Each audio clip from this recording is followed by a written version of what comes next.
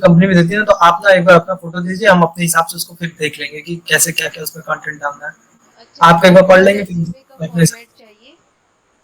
Resume का नहीं, जी उसका क्या नाम है, जैसे मान लीजिए कोई कंपनी जो मेल करते हैं ना, तो जी जी जी अटैच तो रिज्यूम भी करते हैं, तो जी उसके पहले कुछ लिखते होते हैं ना कि ये ऐसा ऐसा है। जी जी तो जी। आप मैम अपना वाला हमको आप शेयर कर दीजिए, हम उसको देख के हम मैं अपने हिसाब से अपने सब्जेक्ट रिलेटेड कर मुझे देंगे आप ऐसा अपना कुछ। ईमेल आईडी शेयर कर दें, मैं वहाँ पे आपको बता सकती हूँ, ठीक है?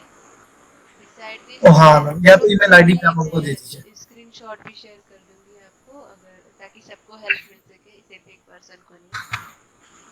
एंड आप मेल आईडी ग्रुप में शेयर कर दीजिएगा अगर आपको चेक करना है कि किस तरीके से फॉरवर्ड करना है। मैम क्योंकि इसकी वजह से ना हम कहीं अभी डाल भी नहीं रहे यहाँ हैं, पे नहीं, ग्रुप में। कहीं डाल भी नहीं रहे हैं।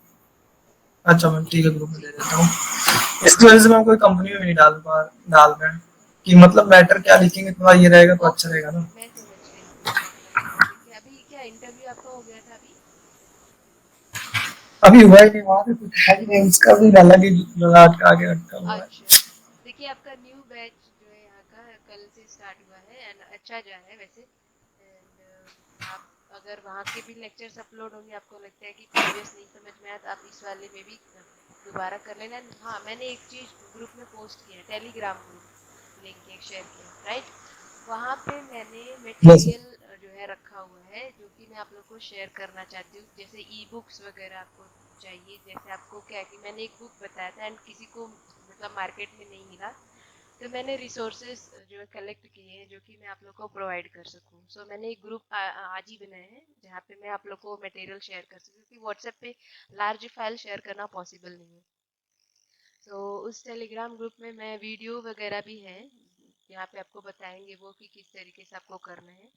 प्लस मैंने ग्रुप में आपको पीडीएफ वगैरह शेयर किया था, आप एक बार अगर देखे होंगे तो देखा होगा कि कितना अच्छे से सब कुछ उसमें है, एक ही जगह पे अवेलेबल है कंटेंट वगैरह, राइट? पीडीएफ नंबर 11 आप एक बार प्लीज ओपन करें, just everyone, I would suggest हर कोई, ठीक है? Good evening Akshay, Akshay are?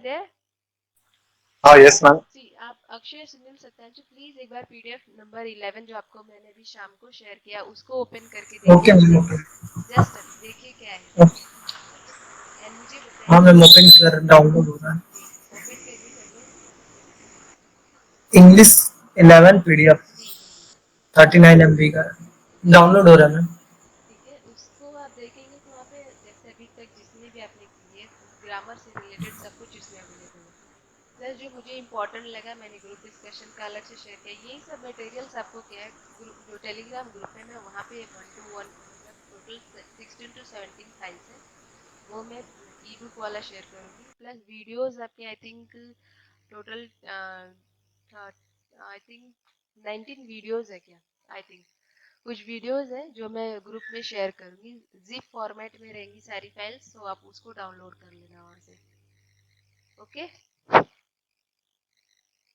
And क्योंकि अब आपको क्या एक जगह से कर लिया आपने, आप दोबारा क्लास करने के लिए पे मत करिए, आई वुड सजेस्ट पे दोबारा, क्योंकि आपने एक बार देख लिया, राइट? बचपन में आपने पढ़ा था, आप भूल गए थे, ठीक है, चीजें भूल गए थे, एंड आपने क्लास करके वो बचपन में जो चीजें पढ़ी थी या आपने कॉलेज टाइम पे मीन्स प्लेसमेंट वगैरह के टाइम पे, तो आपने उसके लिए पे किया अभी सीखने के लिए, राइट? फिर आप क्या करेंगे अगर यहाँ पे आपका नहीं हुआ, तो फिर से सोचेंगे नया कम्युनिकेशन क्लास का, वो जरूरत नहीं है आपको। आप क्या करेंगे, अब आपको प्रैक्टिस करना है, प्रैक्टिस करने के लिए मैंने सजेशन जो दिया है वो करिए, प्लस मैं आपको जो बुक्स वगैरह प्रोवाइड कर रही हूँ ग्रुप में, आप उसको रेफर करिए, ठीक है?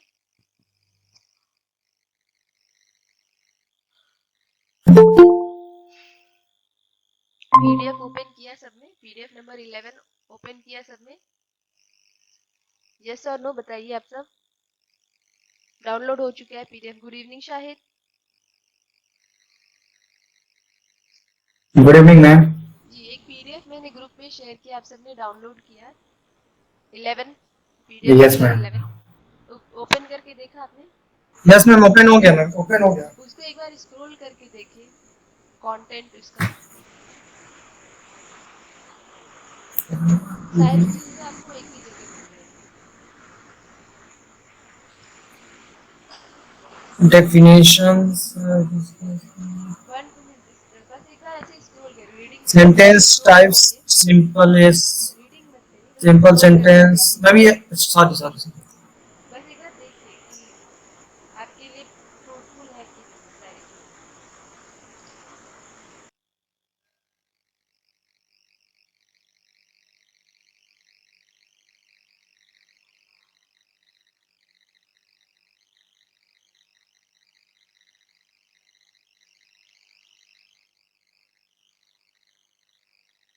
देख लिया सबने? शाहिद आपने देखा? यस मैम कैसा है पीडीएफ? 11 जो 11 वाला है मैं उसकी बात कर रही yeah it is nice ma'am I think how many pages in this PDF uh, हूँ। 159 more than 150 ठीक है। सो अभी तक आपने जो 159 भी 3 महीने में किया है वो सारी चीजें आपको मिल जाएगी यहाँ पे। बट हमने जो क्लासेस ली है वो तो मैं प्रोवाइड करूंगी ही।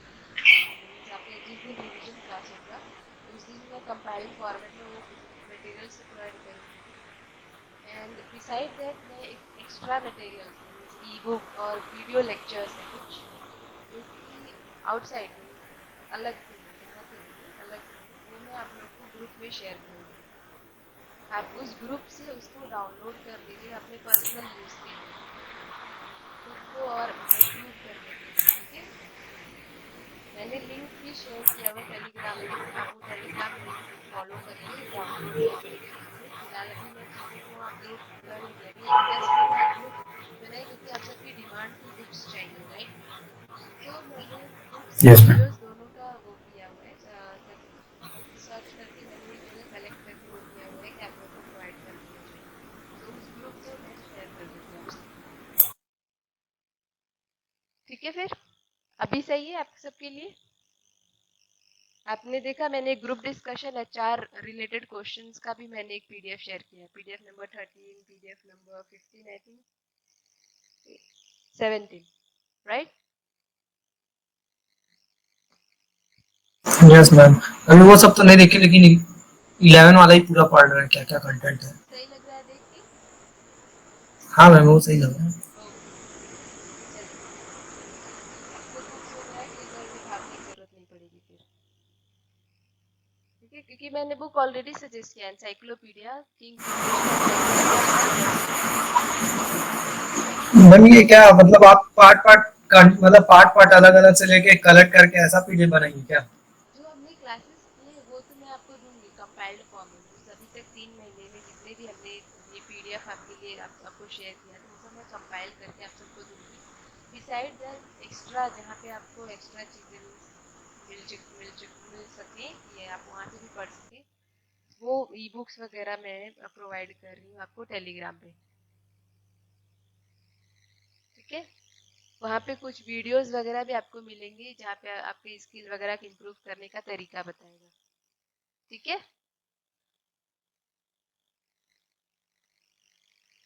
Okay then. सुनील आपने देखा? Yes, ma'am. How is it? सही था? Yes, ma'am. अक्षय आपने देखा? Yes, ma'am. देखा है। ठीक है फिर। सो मैं अभी मटेरियल आप लोग को इस वीक के बाद प्रोवाइड करूंगी, अभी इस वीक नहीं, क्योंकि इस वीक अभी आपका क्लासेस चलेगा तो मुझे टाइम नहीं मिल रहा है अभी। जब टाइम मिलेगा तो मैं सारी चीजें वन बाय वन सब कुछ वहाँ पे फॉरवर्ड कर दूंगी। बिसाइड दैट आपका एक दिन रिवीजन क्लास होगा, जो भी डाउट आपका होगा प्लीज ग्रुप में अपना डाउट पोस्ट कर दे कि आपको इस टॉपिक से रिलेटेड डाउट है, वो हम डिस्कस करेंगे। ठीक है, सो नाउ कल हम सिनोनिम्स एंटोनिम्स कर रहे थे, आज आपका इडियम्स फ्रेजेस और वोकैबुलरी क्लासेस होंगी। देन कल आपका spelling errors and gerund and homophones होगा। ठीक है, चलिए फिर let me share my screen.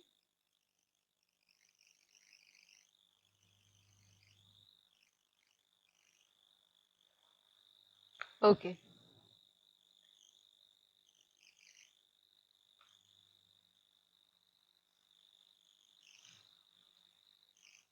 Synonyms क्या होते हैं, एंटोनिम्स क्या होते हैं, कोई बताएगा? शाहिद आप थे क्लास में कल? यस मैम जी, सिनोनिम्स क्या है?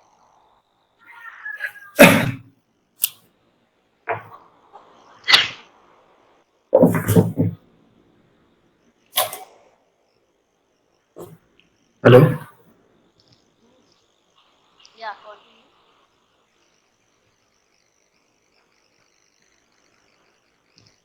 जी।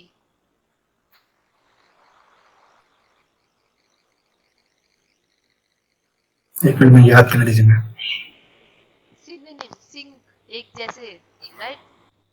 जब यस मतलब ऐसे वर्ड जो एक जैसा मीनिंग दे, एक जैसा कॉन्सेप्ट दे, राइट, वो क्या होंगे? सिनोनिम्स होंगे। ठीक है, जब अपोजिट मीनिंग देंगे तो एंटोनिम्स होंगे, राइट? एंटोनिम्स होगा। ओके, मैं ये कंफ्यूज था, ये पैरेललिज्म जैसा साउंड कर रहा था। मैं कंफ्यूज हो गया कि सिनोनिम्स में है कि पैरेललिज्म में है। Okay okay. सिंक वर्ड से याद कर लीजिए, SYN सिंक। सिंक वर्ड सुना आपने? जीमेल वगैरह सिंक करते हैं अपने मोबाइल फोन में, राइट? ये जब लॉगिन करते साइन हैं वो साइन। होती है, राइट? उसी तरह ये भी है सिनोनिम। ठीक है, सिनोनिम सिंक करना मीन्स कलेक्ट करना भी कह देते हैं, बट फिलहाल मैं ऐसे ही बता रही हूँ। सिनोनिम का मतलब सिमिलर, एस से याद करिए। सिनोनिम मतलब सिमिलर, ठीक है? एंटोनिम मतलब anti. Okay Avinash, good evening. Group में आपको एक टेलीग्राम लिंक प्रोवाइड किया गया अविनाश, आप उसको लेटर ऑन ज्वाइन कर लेना। अभी मटेरियल्स वहाँ पे अवेलेबल नहीं है, मैं मटेरियल वहाँ पे पोस्ट करूँगी, आप वहाँ से डाउनलोड कर लेना। आपको सारे PDF वगैरह अपने स्किल को इम्प्रूव करने के लिए ई बुक मैं प्रोवाइड करूँगी, प्लस कुछ वीडियो लेक्चर्स भी हैं उसमें जो कि आपको मिलेंगे उस ग्रुप में। ठीक है, आप उसको पर्सनल यूज के लिए वहाँ से डाउनलोड कर लीजिएगा। ओके, चलिए।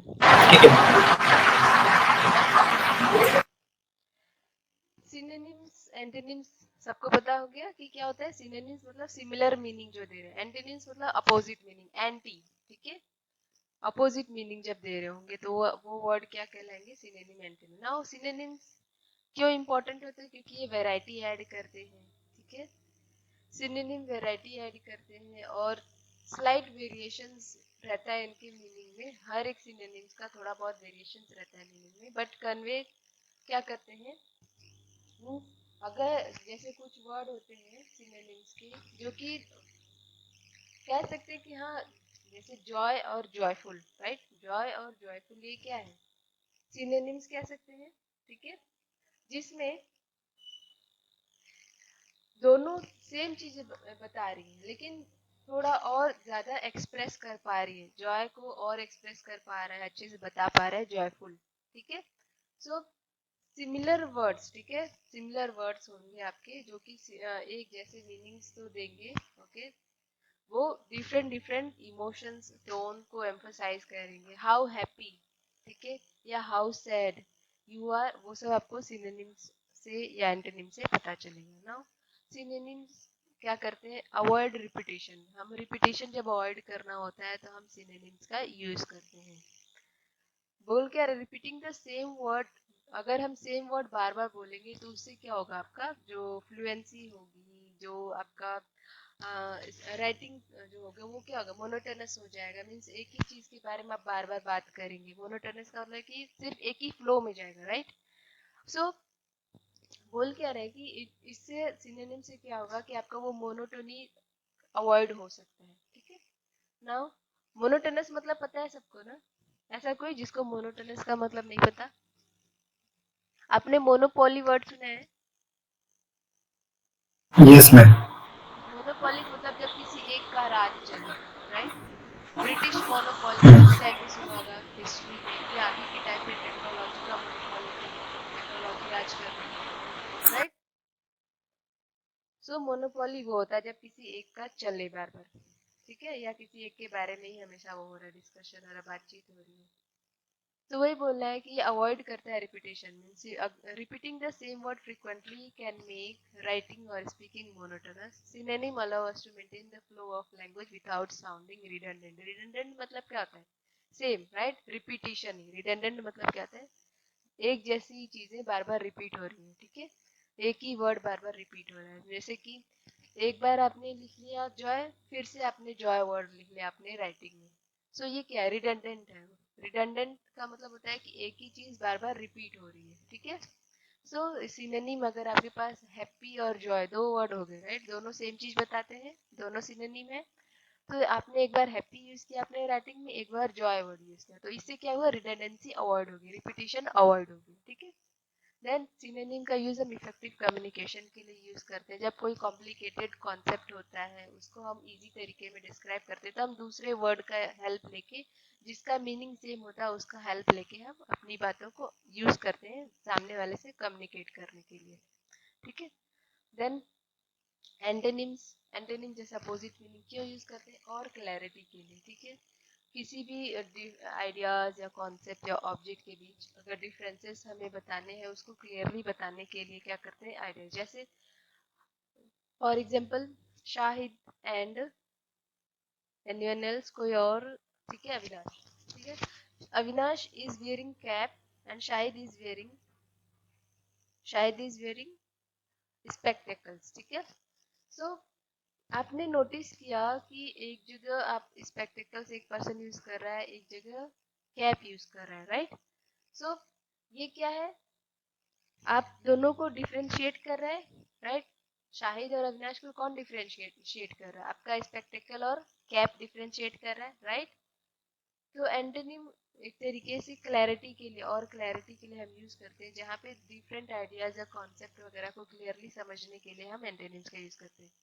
जब किसी चीज को हाईलाइट करना, एम्फोसाइज करना हो, ठीक है, जब हम आर्गुमेंट वगैरह करते हैं तो एंटोनिम्स का यूज करते हैं। जैसे फॉर एंड अगेंस्ट में जब किसी टॉपिक पे बात करना होता है तो हम एक पर्सन जो वर्ड यूज करता है उसका अपोजिट वर्ड हम यूज करते हैं, राइट, उसको आर्ग्यू करने के लिए। आपने नोटिस किया होगा फॉर एंड अगेंस्ट वाले केस में क्या होता है, अगर किसी पर्सन ने फॉर में बोला है तो आप अगेंस्ट में बोलने के लिए जो भी वर्ड उस पर्सन ने यूज किया उसका अपोजिट वर्ड आप अपने शब्दों में यूज करते हैं, राइट। जैसे मैं बोलूंगी ही इज गुड, बट आप क्या बोलेंगे, no he is poor, right. Good का अपोजिट क्या है, पुअर, राइट। सो इससे क्या होगा कि जब आपको कॉन्ट्रास्ट करना, आर्ग्यू वगैरह करना, स्ट्रॉन्ग बोला है ना कि क्रिएट स्ट्रॉन्ग कॉन्टेस्ट, ठीक है, ताकि जो है लोगों का ध्यान अपनी तरफ आकर्षित कर सके, ये भी चीजें की जाती है एंटोनिम्स वगैरह के लिए।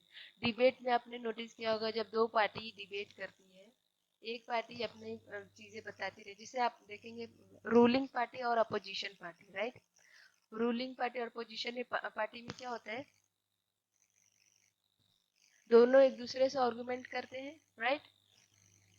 एक पॉजिटिव पॉइंट बताता है तो दूसरा उसका नेगेटिव पॉइंट बताता है, राइट। सो क्यों करते हैं, दोनों अपनी तरफ अटेंशन ग्रैस्प करने के लिए करते हैं, राइट।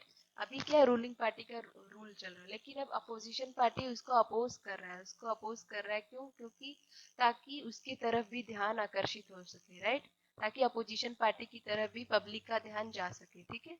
सो वही बोल रहा है, to draw attention to a specific aspect of communication. Now illustration, antonyms, और अच्छे से जब किसी चीज को बताना हो, ठीक है, या जैसे कंपटीशन के टाइम पे भी आपका एंटोनिम्स का बहुत ज्यादा यूज है, वो यहाँ पे बताया गया ना। ये कुछ टिप्स है, जैसे कि सिनोनिम एंटोनिम्स के लिए बोल रहा है कि आपको वोकेबलरी आनी चाहिए, ठीक है, आपको डिस्टिंग्विश करना आना चाहिए हर वर्ड को, कि कौन सा नेगेटिव वर्ड कौन सा पॉजिटिव वर्ड, ये सब दे रहा है। एंड इससे क्या होगा कि आप सही शब्दों का चुनाव कर सकेंगे। देन आप वर्ड को ब्रेक करेंगे सफिक्स प्रीफिक्स में, और उसको एसोसिएट करेंगे सिमिलर या आइडेंटिकल वर्ड जो आपकी नज़र में होगा। जैसे इजी वर्ड है तो आपने यूएन वर्ड यूज करके मीन्स प्रीफिक्स वर्ड यूज किया यूएन, एंड अनइजी बता दिया, राइट। इजी से अनइजी वर्ड बना दिया, इसका क्या हो गया, इजी से अनइजी बना दिया, एंटोनिम बना दिया, राइट। आपने आपने एंटोनिम बना दिया प्रीफिक्स यूज के। देन यहाँ पे बोला है कि ये तो एग्जाम पॉइंट ऑफ व्यू से यहाँ पे लिखा हुआ है कि एक्चुअल कॉन्सेप्ट को सूट करने के लिए ये हमारे लिए बहुत इम्पोर्टेंट है कि हम सिनोनिम एंटोनिम्स को जो है समझे, उनको क्लियर एक तरीके से अपनी बातों को क्लियरली बताने के लिए लोगों को हम क्या करते हैं, सिनोनिम एंटोनिम्स की प्रॉपर अंडरस्टैंडिंग रखनी चाहिए, ठीक है ना। क्या क्या हमें ध्यान दे, जैसे कुछ एग्जाम्स वगैरह जब होते हैं तो हमें क्या क्या ध्यान देना रहता है सिनोनिम एंटोनिम से रिलेटेड, कि आपको सबसे पहले डिटरमाइन पहचानना होगा जो भी शब्द दिए होंगे उसका मीनिंग, ठीक है। उससे क्या होगा, जैसे odd one out related question अगर आपके एग्जाम्स वगैरह में भी आते हैं तो आप क्या करते हैं, जो आपको लगता है कि हाँ ये चारों वर्ड में से तीन एक जैसे साउंड कर रहे हैं या तीनों का मीनिंग लगभग सेम आ रहा है, बस एक ही का मीनिंग अपोजिट लग रहा है इन सबके कंपैरिजन, तो आप क्या करते हैं उसको आउट कर देते हैं उस ग्रुप से, राइट। तो इससे क्या होगा, आपको समझ में आना चाहिए कि मीनिंग ऑफ क्या मीनिंग निकल रहा है उस पर्टिकुलर वर्ड से। हैप्पी, जॉय और सैड, इसमें बताइए ऑड वन आउट क्या होगा, हैप्पी जॉय और सैड में ऑड वन आउट करिए, sad happy ma'am. Sad out होगा, क्यों, क्योंकि आपको मीनिंग पता है, राइट। हैप्पी का मतलब भी खुश होना है, जॉय का मतलब भी खुश होना, आपको मीनिंग पता है, आपको पता है कि सैड का मतलब दुख है, जो कि मिलता जुलता नहीं है। तो इसलिए बोला कि आपको मीनिंग समझना होगा ताकि आपका चांसेस मैक्सिमाइज हो सके कि किसको हमें बाहर निकालना है, एक्सक्लूड करना आना चाहिए, ठीक है। एक्सक्लूजन के लिए हमें एंटोनिम्स, जैसे आपको पता था कि सैड का मतलब होता है दुखी, आपको पता था कि खुश का अपोजिट है दुखी, मीन्स हैप्पी का अपोजिट सैड है, मीन्स आपको एंटोनिम पता था हैप्पी का एंटोनिम, राइट। तो इसलिए आपने एक्सक्लूजन में मदद किया उसने, ठीक है, तो इसलिए एंटोनिम आपको पता होना चाहिए। Then elimination solution, eliminate solution option that are near to substitute और सिनोनिम, ठीक है। उन चीजों को अवॉइड करिए जिनका लगभग सेम मीनिंग हो, ठीक है। रिकॉग्नाइज सिनोनिम, जो बोला है कि उन सिनोनिम को रिकॉग्नाइज करिए जो भी अवेलेबल ऑप्शन होंगे एंड जो कि यूजफुल होगा, ठीक है, जो भी फिजिबल सॉल्यूशन होगा हमें वही चूज करना होगा। Now if two of the available option है क्लोज कॉनोटेशन, सिमिलर मीनिंग अगर चीजों की निकल के आ रही है तो उसमें हमें क्या, राइट रेस्पॉन्स को पहचानना हमारे लिए डिफिकल्ट हो जाएगा, कि अगर कुछ वर्ड्स ऐसे आ जाएंगे आपके सामने जिनका ऑलमोस्ट सब कुछ सेम मीनिंग निकल के आ रहा है, राइट। तो अगर आपको सिनोनिम एंटोनिम्स नहीं पता होगी तो आप जो है आपके लिए आइडेंटिफाई करना मुश्किल हो जाएगी कि इस वर्ड को हम बाहर करें, ठीक है। सो और क्या बोला है यहाँ पे, easy tips and tricks synonym antonyms के लिए। आप सबसे पहले वर्ड को डिवाइड करिए दो पार्ट में, एक प्रीफिक्स और एक सफिक्स, ठीक है। फिर प्रीफिक्स सफिक्स में डिवाइड करके आपको आइडेंटिफाई करना है मीनिंग ऑफ द वर्ड को और इवैल्यूएट करना है कि पॉजिटिव निकल के आ रहा है मीनिंग, नेगेटिव निकल के आ रहा है या न्यूट्रल मीनिंग निकल के आ रहा है उस वर्ड का। Then segregate the word from choices that came up with, now उन शब्दों को अलग करिए, अलग रखिए जिनका नेगेटिव इफेक्ट आ रहा है, और उस शब्द को अलग करिए जिनका पॉजिटिव, मीन्स आपको क्या करना है, सेग्रीगेट का मतलब है कि ग्रुप करिए, नेगेटिव और पॉजिटिव, जिनका नेगेटिव आ रहा है उनको एक साइड करिए, जिनका पॉजिटिव मीनिंग आ रहा है उनको एक साइड करिए। तो सबसे पहले आपने क्या किया, प्रीफिक्स सफिक्स में डिवाइड कर दिया और उससे आपने मीनिंग समझने की कोशिश की कि नेगेटिव मीनिंग निकला है पॉजिटिव मीनिंग। देन जिनका नेगेटिव है उनको एक साइड ग्रुप कर दिया, जिनका पॉजिटिव है उनको एक साइड ग्रुप कर दिया, ठीक है। फिर बोला if it is asked to find the meaning of positive, अगर बोला है कि अगर पूछा गया है पॉजिटिव वर्ड का मीनिंग तो ये इजी हो जाएगा टू रिलेट द वर्ड, जो भी अवेलेबल पॉसिबल ऑप्शन होगा उससे आपके लिए आसानी हो जाएगी पहचानने में कि हाँ ये वर्ड का मतलब यही है पॉजिटिव वर्ड, राइट। जैसे ऑड वन आउट में भी आपको सेंटेंसेस दिए रहेंगे जिसमें नेगेटिव, ठीक है, अनहैप्पी, सैड और अनईजी एंड जॉय, ठीक है। आप इसमें से ऑड वन आउट वो करेंगे, कैसे करेंगे, unhappy, sad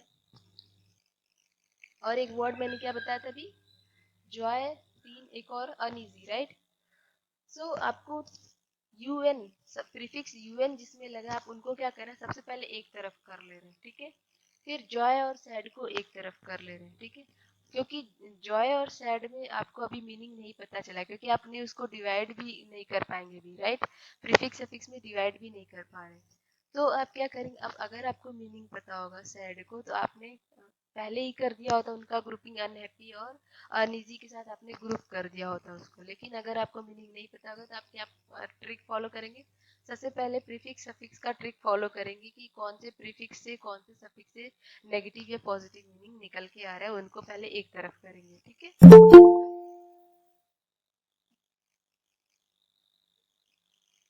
okay, On the other hand, the case with synonym is different if it is requested or questioned to identify the contrary of word that has a meaning. वो same चीज बोल रहा है कि एंटोनिम के case में जो है थोड़ा डिफरेंट है। ये बोला गया है कि आपको अपोजिट वर्ड आइडेंटिफाई करना है जिनका पॉजिटिव मीनिंग है, ठीक है। Then it positive will be one of the term from given possibility जिसका नेगेटिव मीनिंग है। सो जैसे ये था आपका सिनोनिम के केस में, बट एंटोनिम के केस में क्या आपको अपोजिट मीनिंग आइडेंटिफाई करना। अपोजिट मीनिंग आपको ऑलरेडी पता, अपोजिट है तो कहीं ना कहीं थोड़ा बहुत तो नेगेटिव होने की पॉसिबिलिटीज है, राइट। कुछ ना कुछ टर्म्स ऐसे होंगे जिनका नेगेटिव मीनिंग होगा। सो आपको क्या करना है, एंटोनिम्स का जानना भी बहुत जरूरी है। सो however is the meaning of any word, जो भी ऑप्शन दिया रहेगा वो अगर क्लियर नहीं होगा then the choices be narrow down to almost half. तो चॉइसेस आपका बहुत मुश्किल हो जाएगा आपको चॉइस करना कि क्या ये सिनोनिम मतलब ये वर्ड एक जैसे हैं, क्या ये जो एंटोनिम है या एक जैसे हैं, उनको आइडेंटिफाई करना मुश्किल हो जाएगा। सो बोला ये एबव टी जो है जिनका मीनिंग आपको नहीं पता है उस टाइम पे ये क्लियरली यूजफुल होगा, ठीक है, टू परफॉर्म। ये सब सिर्फ एग्जाम पॉइंट ऑफ व्यू से आपको ट्रिक्स दिया हुआ है, टिप एंड ट्रिक्स, ठीक है, कि आपको अगर एग्जाम में कभी पूछ लिया, इंटरव्यू वगैरह आप दे रहे हैं, राइट, इंटरव्यू वगैरह के टाइम पे आपको टेस्ट, एप्टीट्यूड टेस्ट होता है, राइट। एप्टीट्यूड टेस्ट में सिनोनिम एंटोनिम्स रिलेटेड क्वेश्चंस रहेंगे जिसमें आपको ऑड वन आउट करना रहेगा। तो आप किस तरीके से आइडेंटिफाई कर सकते हैं, प्रीफिक्स और सफिक्स में डिवाइड कर दीजिए। जिनका प्रीफिक्स, जिस भी प्रीफिक्स का नेगेटिव मीनिंग है या पॉजिटिव मीनिंग है उनको एक तरफ करके फिर आगे फर्दर समझिए कि अच्छा इसका अवेलेबल पॉजिटिव ऑप्शन उसका मीनिंग वगैरह आप फाइंड करने की कोशिश करिए पॉजिटिव वर्ड की। बट अगर एंटोनिम का केस है तो वहां पे आप पॉसिबिलिटी है कि जो पॉजिटिव वर्ड भी है जो कि ऑपोजिट वर्ड है उनके साथ साथ कुछ ऐसे वर्ड भी होंगे जो कि दिखने में नेगेटिव नहीं है लेकिन उनका मीनिंग नेगेटिव होगा। तो थोड़ा एंटोनिम के केस में आपको डिफिकल्टी आ सकती है, बट सिनोनिम के केस में डिफिकल्टी कम होगी एज कम्पेयर टू एंटोनिम्स, ठीक है। सो इसलिए बोला है कि अवेलेबल ऑप्शन जो होगा उसमें चॉइसेस आपको जो है थोड़ी मुश्किल हो जाएगी आइडेंटिफाई करने में। सेम चीजें वही दिया हुआ है जो आपको ऊपर बताई गई है, ठीक है। Now let me come down, यहाँ कुछ एग्जांपल्स देखिए। Choose the word which best expresses the same meaning of the given word. कुछ एग्जांपल यहाँ दिया है, एम बेजल, एम बेजल, ठीक है। इस वर्ड को क्या करना है आपको मीनिंग आइडेंटिफाई करना है। इसमें से एम बेजल को कौन अच्छे से जस्टिफाई करा, कौन अच्छे से बता रहा है, ठीक है। सो एम्बेजल का मतलब होता है misappropriate, to take away और भी मिस अप्रोप्रिएट, ठीक है। बेजल मीन्स टू वेस्ट, ठीक है। आपने इसको क्या किया, बेजल और एम दोनों को प्रीफिक्स सफिक्स वाले जैसे पता था वर्ड को डिवाइड कर दिया, ठीक है, जिसमें बेजल का मतलब होता है वेस्ट, ठीक है। अगर आपको मीनिंग नहीं पता है उस वक्त आप क्या करेंगे, प्रीफिक्स सफिक्स में डिवाइड करिए, ठीक है। एम का मतलब होता है prefix which means to accelerate the quality of the root word. M का मतलब होता है जब वो एक्सेलरेट करना है। एम बैलेंस भी होता है, ठीक है, एम बैलेंस, ठीक है, एम बैलेंस। बट यहाँ पे बैलेंस है, एक एम बैलेंस है। एम बैलेंस मतलब कि क्या है, जब ये कि मैच नहीं कर रहा। नाउ अगर आपको मीनिंग पता होगी, ठीक है, अगर आपको मीनिंग पता होगी तभी आप इसको जो है कर पाएंगे, ठीक है। इसके लिए सिनोनिम एंटोनिम्स के लिए आपको क्या करना होगा, मीनिंग समझना होगा। जितना ज्यादा से ज्यादा आप वर्ड्स वगैरह को समझ पाएंगे, मैंने इसलिए सजेस्ट किया है कि एडिटोरियल्स, जितना ज्यादा से ज्यादा आप एडिटोरियल रीडिंग करेंगे वहां से वोकैब वगैरह का यूज करके आप उनसे मीनिंग वगैरह बनाना शुरू करेंगे, सेंटेंस बनाना शुरू करेंगे, आपको धीरे धीरे हैबिट हो जाएगी चीजों की मीनिंग वगैरह समझने में, ठीक है। सो इसका एम्बेजल का आपको क्या आइडेंटिफाई करना है, सेम मीनिंग, ठीक है। एम्बेजल का सिनोनिम आइडेंटिफाई करना है, ठीक है। तो बेजल का मतलब है वेस्ट और एम का मतलब है कि वेस्ट को और मीन्स एक्सेलरेट करना, right, accelerate the quality means worst को और ज्यादा बढ़ाना, राइट। सो बैलेंस तो कहीं से भी मैच नहीं कर रहा है, राइट, क्लियर भी कहीं से मैच नहीं कर रहा है, रेम्यूनरेट भी, remunerate, just a second, misappropriate कहीं ना कहीं इसको जस्टिफाई कर रहा है, एम्बेजल को, right. So remunerate and misappropriate, अभी आपको इसमें कंफ्यूजन होगा, राइट। इन दोनों में से अभी कौन सा आपको समझना चाहिए। रेम्यूनरेट का मतलब क्या होता है, किसी को किसी चीज के लिए पे करना, राइट। रेम्यूनरेट मतलब होता है पेइंग फॉर सर्विस, राइट, या paying for the work done, right. So no, ये कहीं से अगर आपको मीनिंग पता है तो आपके लिए इजी हो जाता, राइट। आपके लिए बैलेंस और क्लियर, ये दोनों से पता चल गया कि ये दोनों इससे कहीं भी मैच नहीं कर रहे, राइट। बचा क्या, मिस अप्रोप्रिएट, ओके, एंड रेम्यूनरेट बचा, जिसमें से आपको मिस अप्रोप्रिएट लग रहा है कि कहीं ना कहीं मैच होगा, ठीक है, बट रेम्यूनरेट का मतलब है कि पेइंग फॉर द सर्विस या वर्क डन, राइट। तो आपने सबसे पहले क्या करना है, प्रीफिक्स सफिक्स में डिवाइड करिए, देन जिसका मीनिंग एक जैसा है उसको एक तरफ करिए, ठीक है, जिसका मीनिंग एक जैसा है उनको एक तरफ सेग्रीगेट करिए, ठीक है। जो पॉजिटिव मीनिंग दे रहे हैं एक तरफ करिए, जो नेगेटिव मीनिंग दे रहे हैं उनको एक तरफ करिए, क्योंकि बैलेंस और क्लियर पॉजिटिव मीनिंग दे रहे हैं तो आपने एक तरफ कर दिया, मिस अप्रोप्रिएट नेगेटिव मीनिंग दे रहे हैं तो इनको एक तरफ कर दिया। बच्चा क्या है, रेम्यूनरेट। रेम्यूनरेट का मीनिंग अगर आपको नहीं पता है तो इसको आपको आइडेंटिफाई करना होगा, मीनिंग को कहीं ना कहीं आपको समझना होगा कि रेम्यूनरेट का मतलब क्या होगा। देन सो आप इससे आइडेंटिफाई कर पा रहे हैं कि अभी ना बेजल का मतलब होता है, बेजल का मतलब होता है वेस्ट, ठीक है। अगर आपको नहीं पता तो आपको प्रैक्टिस में लाना होगा, समझना होगा कि बेजल का मतलब क्या है, हमें वो आइडेंटिफाई कर। अगर आपको बेजल का मतलब नहीं पता है तो आपके लिए थोड़ा डिफिकल्ट हो जाएगा इन सब में अब समझ पाना कि ये सिनोनिम कौन सा होगा एम्बेजल का इसमें, ठीक है ना। एक और एग्जांपल देखिए, एक्सोडस। एक्सोडस का मतलब क्या है, इसका आपका अपोजिट फाइंड करना है, ठीक है। एक्सोडस का मतलब होता है to drive people out of a place और पीपल मूविंग आउट, किसी को किसी भी जगह से बाहर निकालना, ठीक है, उस प्लेस से बाहर निकालना, ठीक है। Now we generally say that opposite of ex in grammar is in, ex का अपोजिट इन होता है, ठीक है। Hence influx which means to move inside can be the opposite of exodus, ठीक है। सो आपने प्रीफिक्स सफिक्स के हेल्प से भी आइडेंटिफाई कर लिया कि इसका अपोजिट हो सकता है ये, ठीक है। Now next, this is all.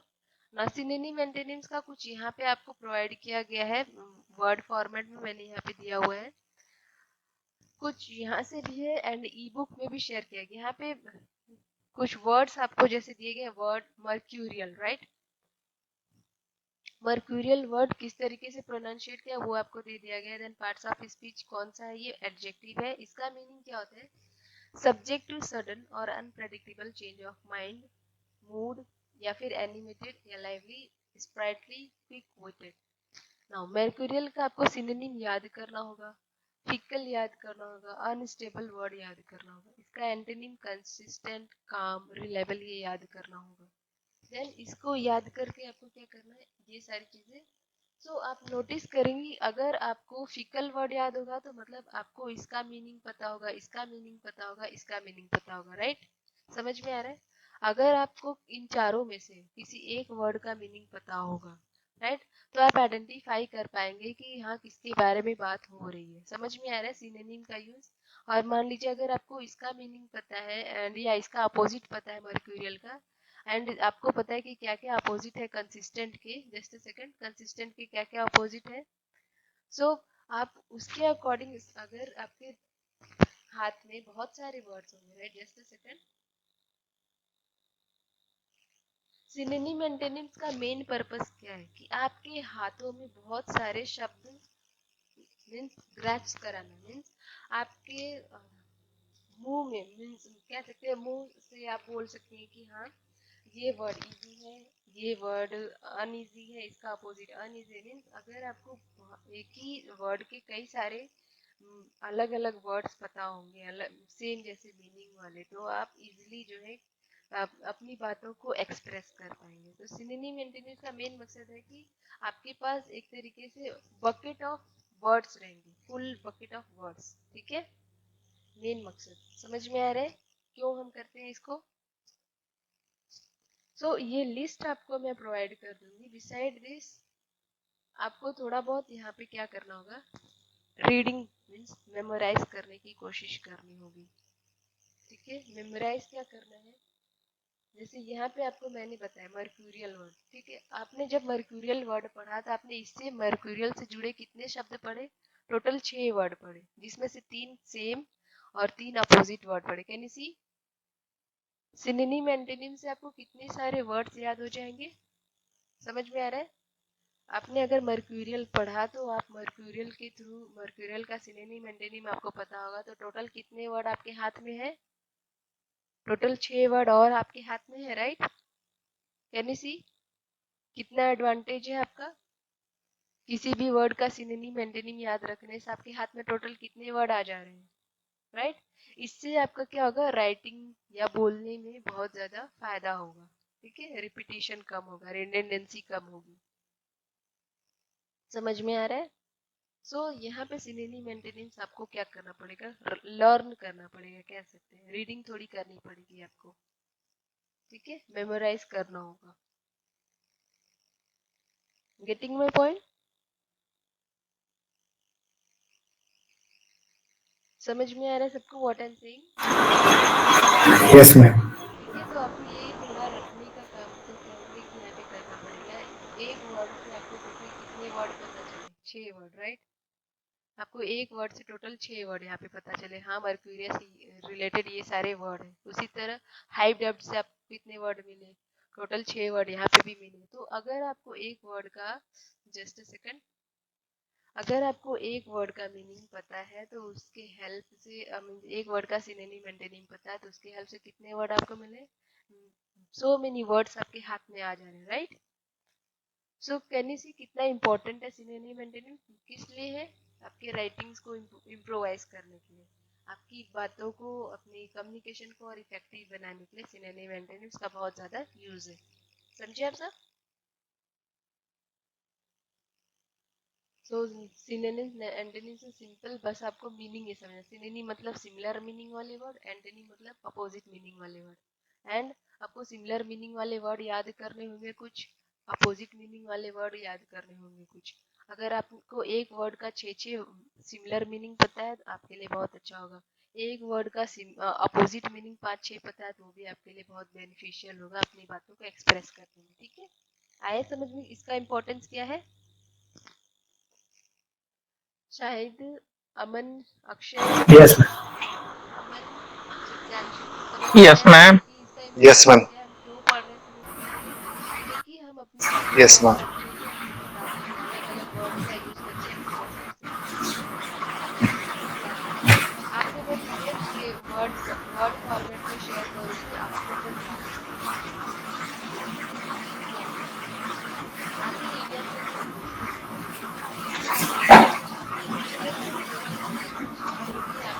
Idiom से कुछ नहीं होगी, आपको मैं पीडीएफ में प्रोवाइड कर दूंगी, उसमें एग्जाम्पल से आप समझ रहे हो, हम नॉर्मल डेली रूटीन में यूज करते हैं कीवर्ड्स वगैरह यूज करके हम समझने की कोशिश करेंगे। ठीक है, सो आप क्या जानते हो ईडियम्स एंड फ्रेजेस के बारे में, देखिए।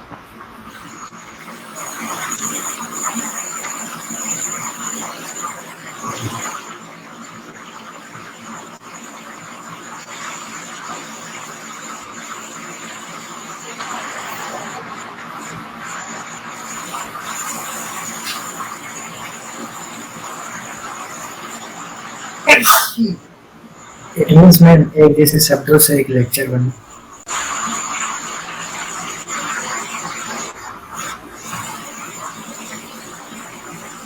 एक जैसे शब्द, एक जैसे शब्द, मतलब एक शब्द ईडीएम में कई सारे। ईडीएम में सेंटेंस का स्ट्रक्चर जो एक दूसरे मीनिंग को शो अप करे, जैसे मुहावरे होते हैं, जैसे जो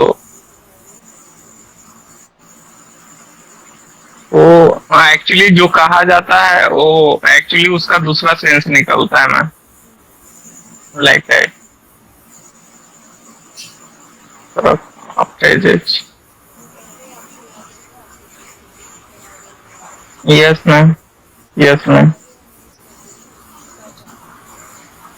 यस मैम, ईद का चांद। तो तो ईद का इसका चांद मीनिंग, जल्दी दिखाई दे देते हो, राइट? यस मैम, जिसका मीनिंग कुछ और निकलता हो। मीनिंग तो क्या है कि निकलता है, उसका वर्ड बनता है ना, मीनिंग तो वही है, राइट? बट थोड़ा और इसमें देखो, तो इडियम्स क्या, ग्रुप ऑफ वर्ड्स जिनका मीनिंग जो है वो आप उन शब्दों से नहीं पकड़ सकते।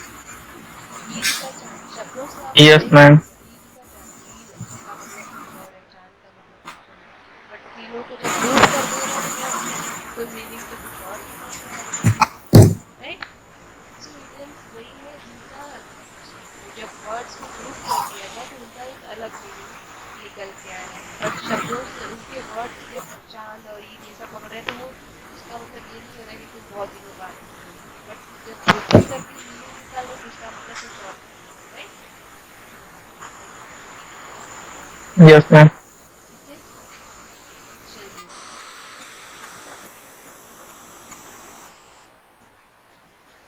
ओके, सो इडियम्स का मतलब क्या है? इडियम्स का मतलब होता है वो वर्ड, ठीक है, जिनको ग्रुप ऑफ वर्ड जिनका मीनिंग हम इंडिविजुअल वर्ड के हेल्प से नहीं आइडेंटिफाई कर सकते। ठीक है, ईद का चांद में आपने ईद को अलग उठाया, का अलग उठाया, चांद अलग उठाया, तो ईद का मीनिंग आपको पता है कि ये होता है, का मीनिंग पता है, चांद का मीनिंग पता है, लेकिन जब उनको ग्रुप में यूज करो तो आपको लगता है कि ओके इसका मीनिंग कुछ है, बट वर्ड इंडिविजुअल एक एक वर्ड को जब पकड़े तो उसका मीनिंग कुछ और निकलता है। ये होता है फ्रेजेस। नाउ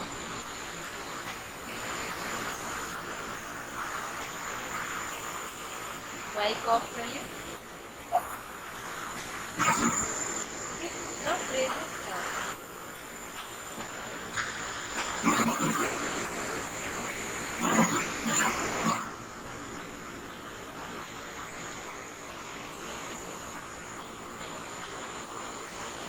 फ्रेजेस क्या होते हैं? फ्रेजेज वो होते हैं जो बिना सब्जेक्ट के भी मतलब लिखे जा सकते हैं, जैसे। ठीक है, फ्रेजेस वो वर्ड है जो कि पूरा सेंटेंस तो नहीं होगा, राइट? ठीक है, पूरा यस मैम। सेंटेंस तो नहीं होगा लेकिन वो कुछ ना कुछ मीनिंग दे रहे होंगे, राइट? जैसे yes ma'am. Sit down, right? Sit down phrase है, यस उसका मैम। मीनिंग निकल के आ रहा है कि हाँ बोला जा रहा है बैठ जाओ, right?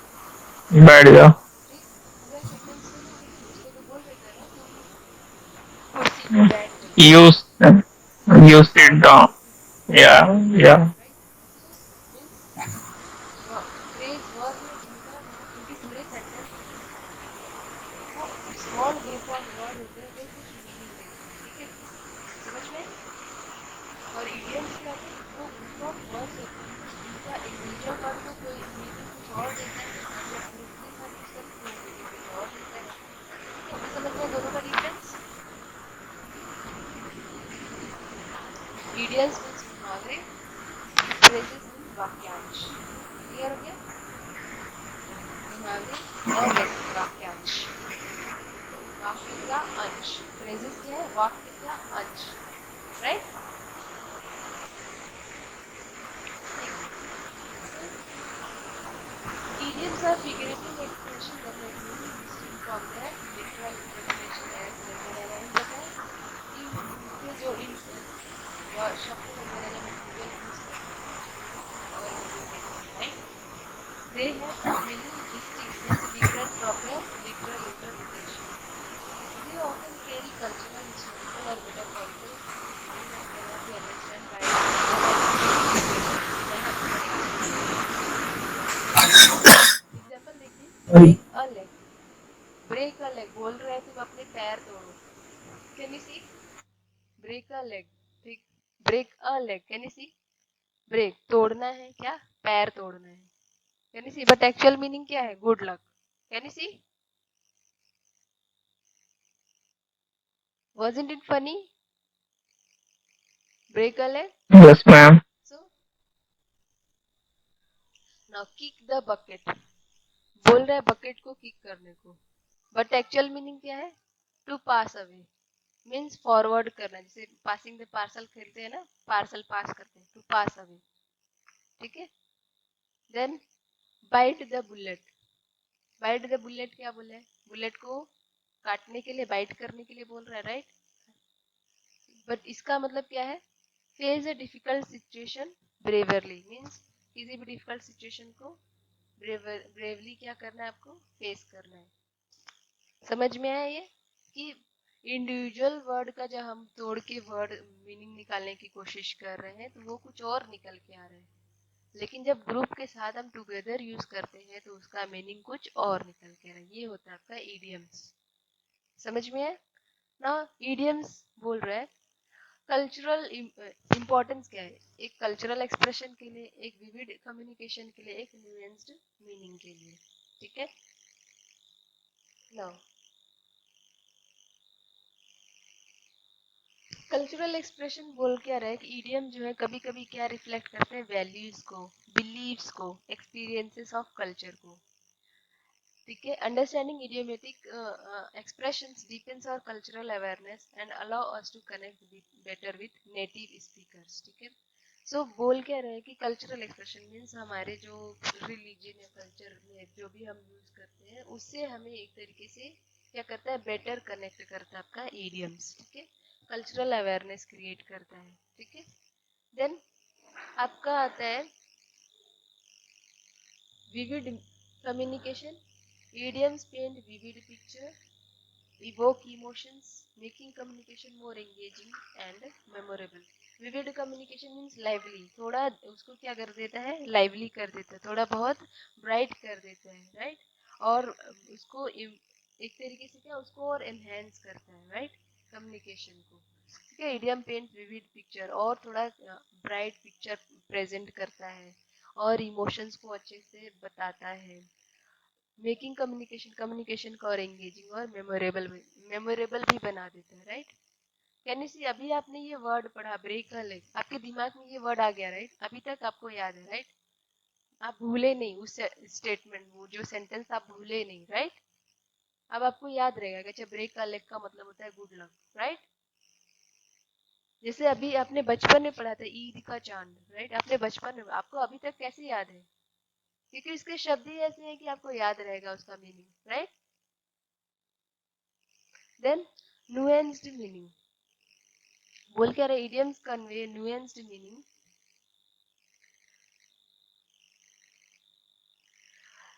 that literal language might struggle to express.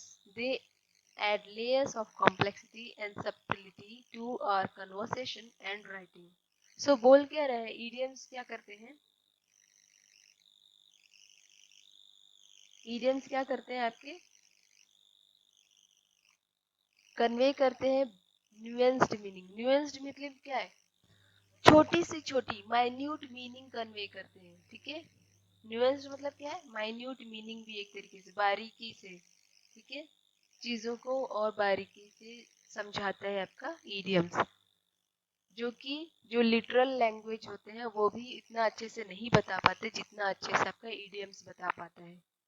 ठीक है, they add layer of complexity and subtlety to our conversation and writing. ठीक है, समझ में आया कि इम्पोर्टेंस क्या है आपका इडियम्स का। इम्पोर्टेंट ये है कि हमें कल्चरल अवेयरनेस क्रिएट करता है। ठीक है, अपना उसके अलावा थोड़ा और क्लैरिटी देता है, अपने इमोशंस को और हाईलाइट करने के लिए भी होता है, और इंगेजिंग और मेमोरेबल बनाने के लिए भी यूजफुल होता है, और चीज़ों को बहुत बारीक बारीक मीनिंग जान भी कन्वे करता है, मीन्स डाइल्यूट जो है एक तरीके से माइन्यूट मीनिंग भी वो कन्वे करता है, जो कि आपके नॉर्मल लैंग्वेजेस भी कन्वे नहीं कर पाते हैं। ठीक है ना, ये क्या कहते हैं कि न्यूएंस्ड मीनिंग, तो ये तो समझ, now they add layer of complexity and subtlety. कभी कभी ये क्या करते हैं, जैसे कि आपको अपनी बातें, ठीक है, आपकी किसी से लड़ाई हो गई है तो आप कभी कभी लड़ाई के वक्त मुहावरे वगैरह यूज करते हैं, राइट? क्यों यूज करते हैं, आपको लगता है कि सामने वाले को मैं ऐसे बोले वो समझेगा क्या, जब उसको पूरा मीनिंग ही नहीं पता होगी, राइट? कभी आप ऐसा करते हैं, कुछ ऐसे मुहावरे वगैरह तंज कस देते हैं एंड सामने वाले को उसका एग्जैक्ट मीनिंग नहीं पता, बट आपको पता है कि हाँ इसका एक्चुअल मीनिंग क्या है, राइट?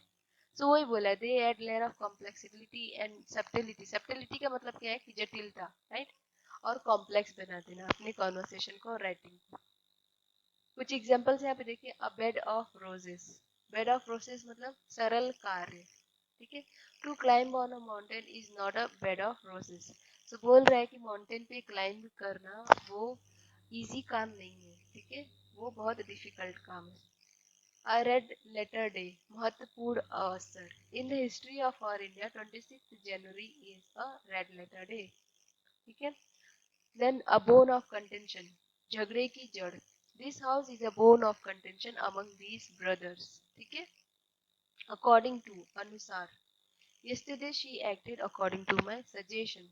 कुछ और एग्जाम्पल, by and by, धीरे धीरे। If you decide to work hard, you can get a good position by and by, ठीक है।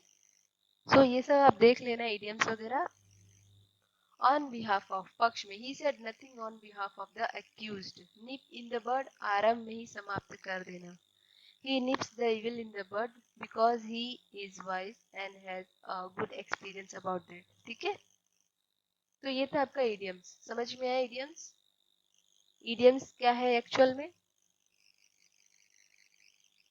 Yes ma'am. ठीक है। नाउ फिर मैम जैसे ईद का चांद है जैसे, तो इंग्लिश में एज ट्रांसलेशन होगा कि कुछ और में उसके लिए कहा जाता है? एज ट्रांसलेशन मीन्स, मीन्स जैसे ईद का ईद लिख दिए, चांद का मून लिख दिए, तो उस तरीका से ट्रांसलेशन है कि उसकी जगह पे कुछ और कहा जाता है इंग्लिश में इडियम्स के माध्यम? आई थिंक ईद का चांद तो once in a blue moon होता होगा। यस मैम, या या आई थिंक मुझे चेक करना होगा। या राइट मैम। ओके,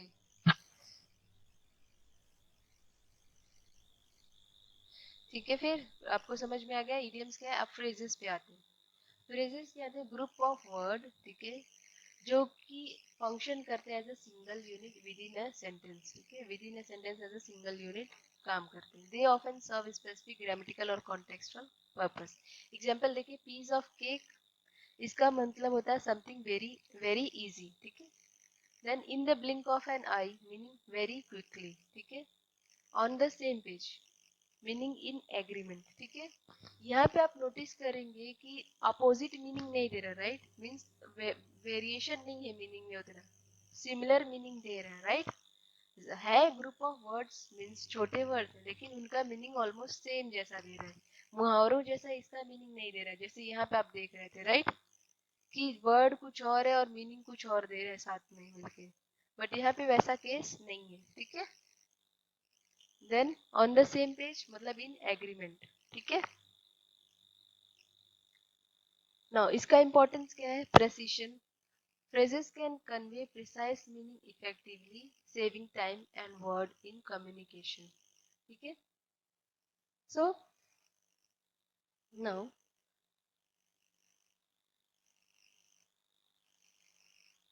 next आपका क्या दिया हुआ है, contextual clarity. Using phrases help provide context and clarity to our sentences, making or writing and speaking more comprehensible.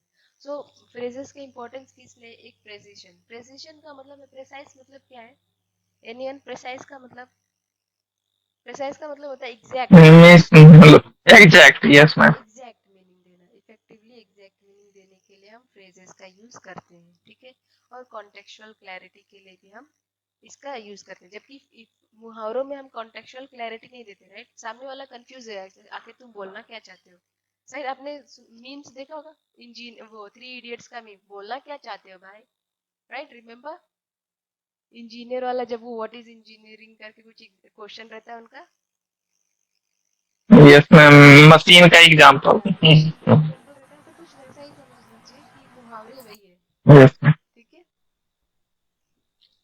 Okay, now learning and using idioms and phrases. Context matter. Idioms and phrases often demand on context for their correct interpretation. Pay attention to where and how they are used. ठीक है, तो idioms and phrases आप जब use करें, आपको ध्यान देना होगा कि किस कॉन्टेक्स्ट में आप बात कर रहे हैं, ठीक है। आपके ऊपर डिपेंड करता है, सामने वाले पे नहीं, आप किस कॉन्टेक्स्ट में बात करें वो डिपेंड करता है, ठीक है। Then cultural awareness, be mindful of the cultural context in which idioms are used, which what's idiomatic in one culture might not make sense in another. ठीक है, हो सकता है आपकी लैंग्वेज में आपकी तरफ कुछ और मुहावरे यूज किए जाते होंगे एंड दूसरों के कल्चर में कुछ और मुहावरे यूज किए जाते होंगे एंड हो सकता है उसका मीनिंग कुछ और निकल के आ रहा होगा, तो कल्चरल अवेयरनेस के लिए भी मुहावरों का यूज किया जाता है. Then reading widely, exposure to a variety of text such as literature, newspaper या कॉन्वर्सेशन. ठीक है, and will expose you to numerous idiomatic expression. As I said, आप लोग को एडिटोरियल न्यूज़पेपर वगैरह रीडिंग करनी होगी, जिससे आपको क्या होगा, idioms वगैरह यूज करने का थोड़ा बहुत जो है आपको नॉलेज आ जाए कि हमें क्या क्या idioms या phrases यूज करने चाहिए अपनी बातों को लोगों के सामने बोलने के लिए. ठीक है, देन प्रैक्टिस, बोलना है कि आप ज्यादा से ज्यादा प्रैक्टिस करिए idioms और phrases का अपने स्पीकिंग में, राइटिंग में. ठीक है, this helps you internalise their meaning and usage. कुछ फ्रेजेस का देखिए यहाँ पे. एक्ट ऑन मतलब प्रभाव डालना. The drug has acted on his mind. See, drug का इफेक्ट जो है मतलब उसका प्रभाव उसके माइंड पे पड़ा है. Bear in mind, bear in mind ध्यान रखना. You must bear in mind that you can feel if you can fall if you run fast. ठीक है, ध्यान देना, तुम कहीं तुम तेज दौड़ोगे तो गिर न जाओ, right. So bear in mind, can you see. So phrases just opposite आपका मुहावरों की तरह है. ठीक है, मुहावरे क्या है कि ग्रुप ऑफ वर्ड्स जो है इंडिविजुअल अलग मीनिंग दे रहे हैं लेकिन ग्रुप में कुछ और मीनिंग दे रहे हैं. बट फ्रेजेस के साथ ये केस नहीं है, इंडिविजुअल भी कुछ लगभग सिमिलर मीनिंग ही दे रहे हैं. कैन यू सी. ठीक है, कॉल ऑफ या फॉल आउट, आपने ये सुना होगा, फॉल आउट या कॉल ऑफ, ये दोनों वर्ड. ठीक है, कॉल ऑफ मतलब समाप्त करना. The strike off the factory workers has been called off. ठीक है, जो स्ट्राइक्स है, जस्ट अ सेकेंड,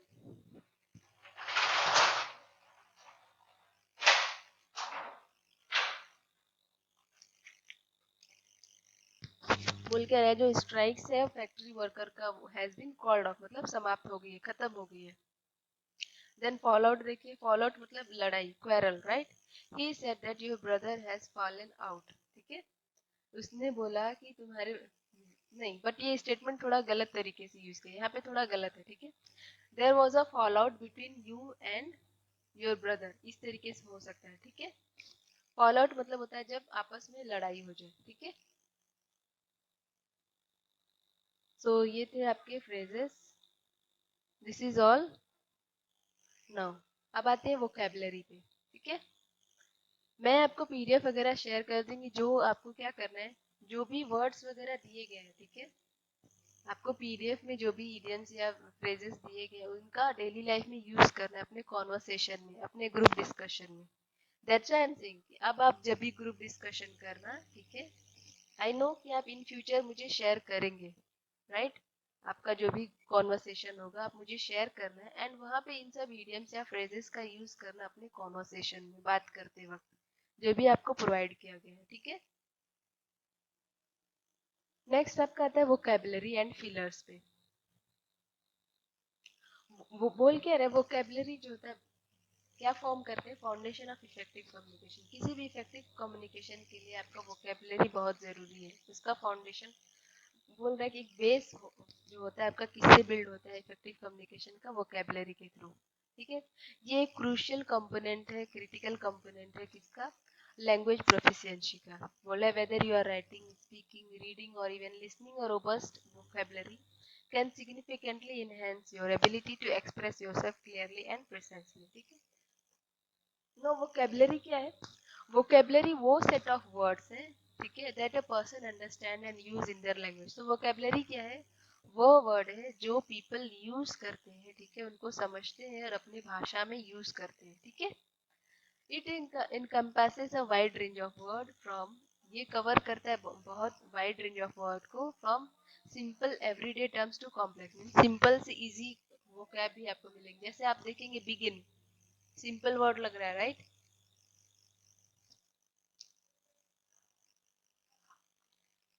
कोई वोकैब बताइए आप सब, जो कॉम्प्लिकेटेड वोकैब आपके अकॉर्डिंग है, यानी कॉम्प्लिकेटेड वोकैबुलरी जो आपको लगता है. जैसे इसमें भी हम कुछ देख सकते हैं यहाँ पे कॉम्प्लिकेटेड वोकैबुलरी. प्रोफिशिएंसी, आप अगर आपको लगता है प्रोफिशिएंसी मीनिंग नहीं पता होगा तो जिसको निपुण।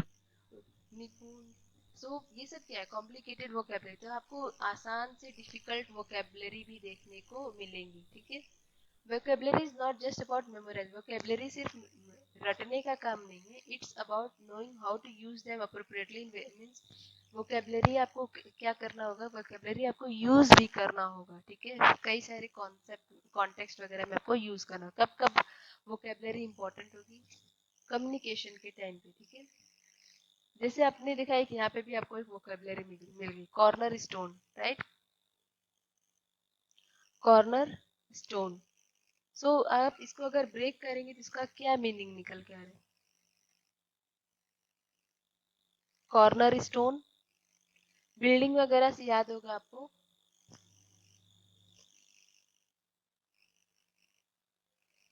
Yes ma'am. कुछ उससे रिलेट कर सकते हैं, कॉर्नर और स्टोन, ठीक है। अगर ऐसे नहीं समझ में आ रहा है तो क्या करेंगे, आपने ब्रेक करके भी देख लिया, ठीक है। ब्रेक किया तो क्या क्या निकला, एक कॉर्नर निकला और एक स्टोन निकला, ठीक है। आपको यहाँ पे ट्रिक बताया गया था कि आप सफिक्स प्रीफिक्स वाला काम करिए या वर्ड को ब्रेक करिए, ठीक है। वर्ड को ब्रेक करिए और मीनिंग निकालने की कोशिश करिए। तो कॉर्नर स्टोन मीन्स बिल्डिंग का वो हिस्सा या फिर जहाँ पे कॉर्नर स्टोन कह सकते हैं। सो स्टोन जो फॉर्म करता है base of corner of a building, corner stone क्या है, वह स्टोन जो फॉर्म करता है बेस किसका, कॉर्नर ऑफ बिल्डिंग का, उसको कॉर्नर स्टोन कहते हैं। समझ में है, मीनिंग समझ में है, वह स्टोन जो बेस फॉर्म करता है कॉर्नर, ठीक है, कॉर्नर ऑफ अ बिल्डिंग का, आया समझ में, आधारशील।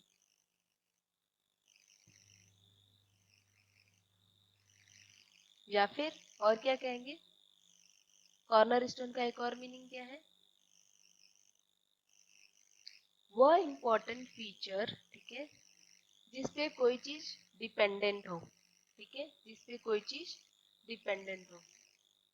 सो बोल क्या रहा है, vocabulary is the corner stone. Now आपने ये तो वर्ड पकड़ लिया ना कि वह चीज जिसपे, वह कॉर्नर स्टोन बिल्डिंग का जिसपे, नहीं, वह स्टोन जिसपे कॉर्नर और बिल्डिंग डिपेंडेंट है, राइट।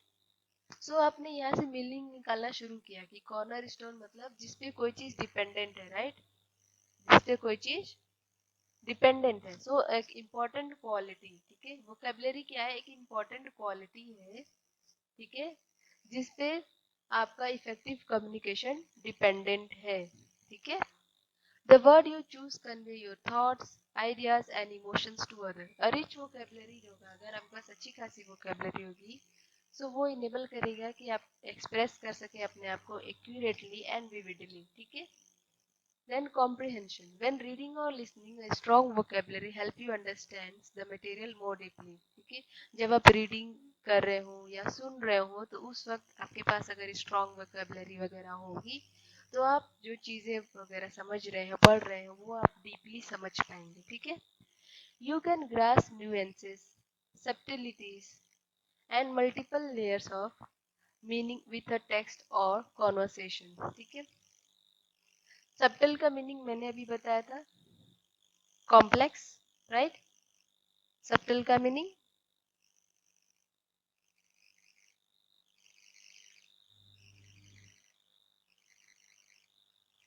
सबटल का मीनिंग कॉम्प्लेक्स कह सकते हैं।